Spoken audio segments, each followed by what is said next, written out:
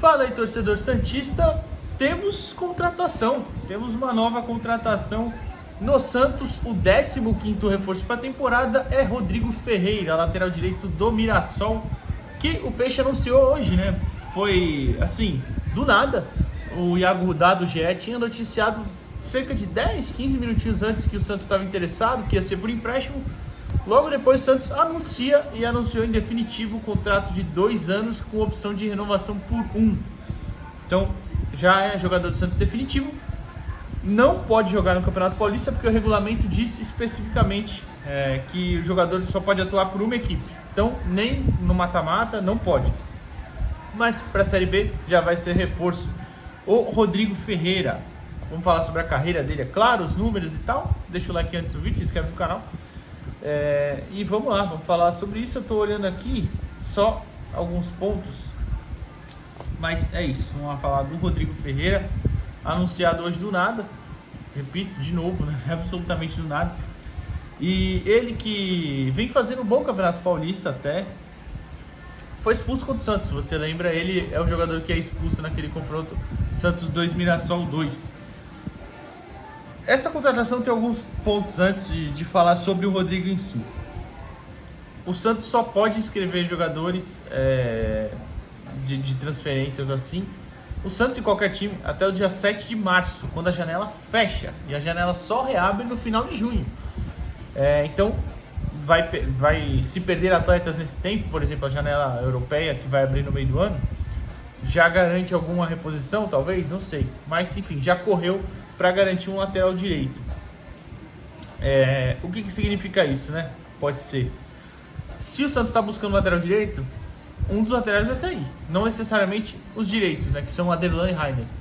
Talvez, e é o que eu acredito, não é informação, é feeling, é que o Rainer vai ser jogado para a esquerda e um dos laterais esquerdos não vai ficar. Seja ele Felipe Jonathan vendido ou Jorge devolvido, não sei. Acho que vai ser isso mesmo. Rainer na esquerda, Aderlan, Rodrigo nas opções da direita. E, claro, Souza e JP Sherman, os meninos da base, como terceiras opções ali. Vale lembrar que o Kevson rompeu o ligamento cruzado anterior, então tá fora até o ano que vem, né? Não volta mais essa temporada. Então, vamos lá, falar sobre as atuações do Rodrigo Ferreira. Rodrigo, eu confesso que eu fui olhar e pouco lembrava dele, de verdade, não lembrava muito do Rodrigo mesmo atuando. Ele já jogou pelo Grêmio, já jogou pelo Mirassol, por outros times. Eu vou até passar aqui a carreira dele. Ele começa a carreira no Mojimirim, passa pelo Cuiabá, Ituano, Guarani, não de Campinas, né? O Guarani do Rio Grande do Sul, que não é também Guarani de Sobral, é outro Guarani, não sei qual é esse, mas enfim, é outro Guarani.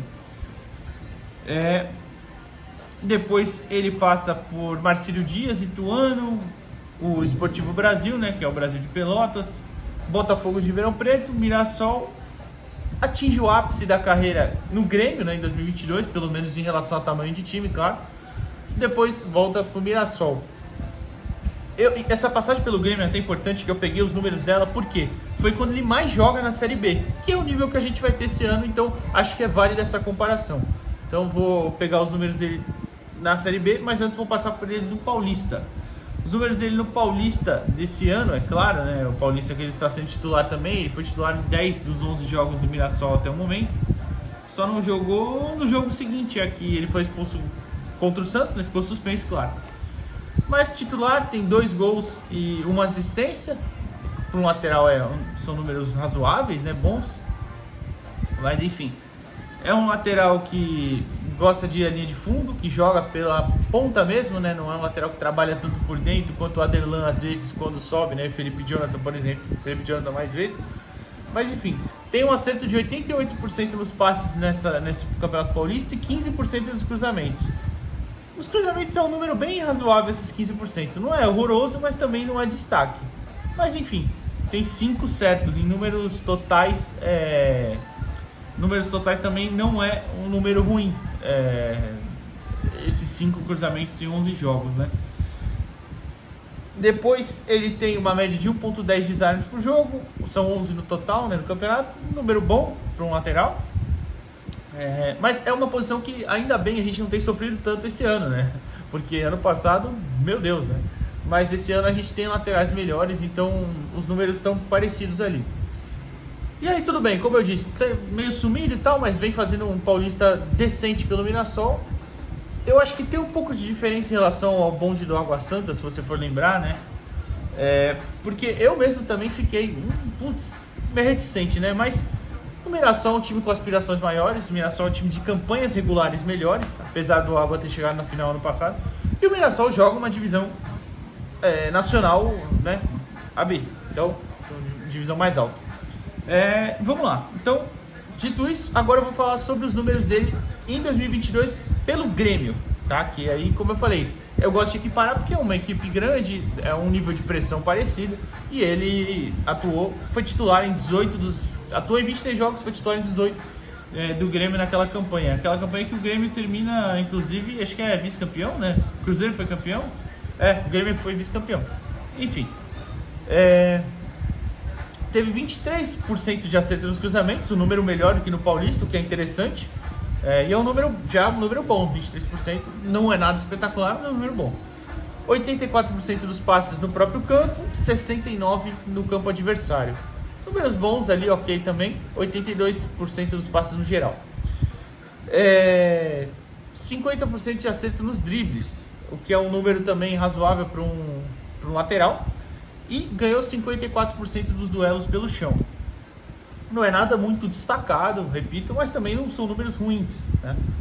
Em desarmes, ele também foi melhor em relação ao Paulista desse ano. Em desarmes, na Série B de 2022, ele fez 1.6 por jogo, que é um bom número. Inclusive, estava entre os 25 melhores, ele era 25º daquela Série B. Então, defensivamente, aí tem o norte, que é interessante. Passe-chave por jogo, um pouquinho abaixo, 0.4 só. Não é um cara que aparentemente então dá passes decisivos lá na frente. É mais os cruzamentos certos mesmo. E, enfim. Dito isso, passei pelos números, pela carreira. Não seria a minha principal alternativa. Porque não acho que as laterais fossem tão necessárias assim. A esquerda ainda mais, né? Mas aí, repito, o Rainer deve ser passado para a esquerda. Não sei. E aí o Rodrigo vai ser a opção na direita. Mas entendo também, é uma contratação que eu entendo. Acho que faz mais sentido do que o Danielzinho, por exemplo, também do Mirassol, que está sendo cogitado, né? O Rodrigo, é bom lembrar, um jogador de 28 anos já também, não é mais um menino. Vai fazer 29 esse ano, inclusive, 29 de março, esse mês, final desse mês. Então, enfim, não é uma contratação que seria no topo da minha lista, mas eu entendo, tá? Acho que vale, no caso aí, vale tentar, apesar de, repito, não seria minha primeira escolha. Não vou chegar aqui lá na frente, se der bom, falar, nossa, avisei. Não seria minha primeira escolha. Diferente do Rainer, por exemplo, que eu achei bem mais interessante, mas tem números aí razoáveis, né? O problema, para mim também, é uma questão de falta de experiência, um pouco talvez, porque na Série B, ele disputou outra Série B também, em 2020, ele estava no Brasil de Pelotas. No ano passado, pelo Mirassol, ele jogou pouco na Série B, jogou só 5 jogos. Então foram 3 Séries B disputadas, 20, 22 e 23. Em 20 no Pelotas ele foi titular em 17 das 28. Teve números ali parecidos também, mas aí é uma outra situação, né? Você jogar uma Série B pelo Brasil de Pelotas e outra pelo Grêmio é bem diferente, né? E outra pelo Santos, que vai ser esse ano. Enfim, contrato achei longo, 2 anos, mais uma opção de renovação por 1. Achei um contrato meio longo, também não teria feito isso.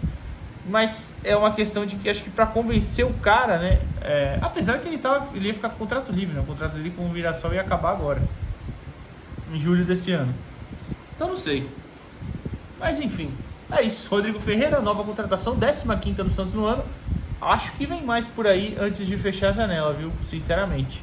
Mas enfim. Amanhã eu falo sobre a coletiva, amanhã de manhã a coletiva do Marcelo Teixeira, teve informações aí sobre as transmissões dos jogos, o valor foi informado em off ali, não dá pra gente soltar agora, nem pelo Marcelo foi, mas enfim, amanhã a gente fala disso, hoje sobre o Rodrigo, comenta aí o que você acha dele e até amanhã, valeu.